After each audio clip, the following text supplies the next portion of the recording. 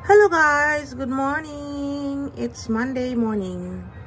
So, since kailangan mag-diet, kaya nagluto ako ng isang katutak ng gulay. Yan. I have here carrot shanchap, Chinese pichay, repolyo, white onion, at saka beef ang sahog.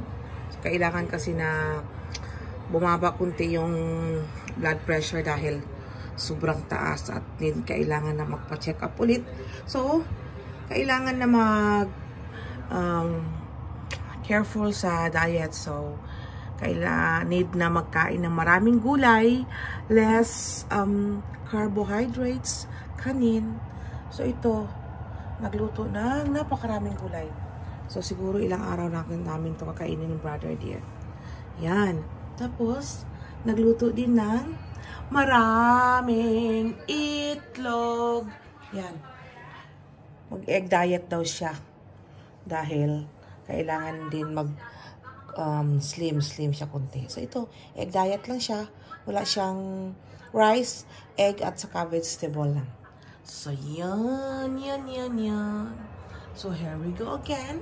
So, ito na yung gulay. Napakalaki to. 1 whole cabbage at saka 4 na carrots, 1/2 pichay, tapos dami basta. So let's try it. It's very delicious. Oishi desho. Thank you for watching. Bye.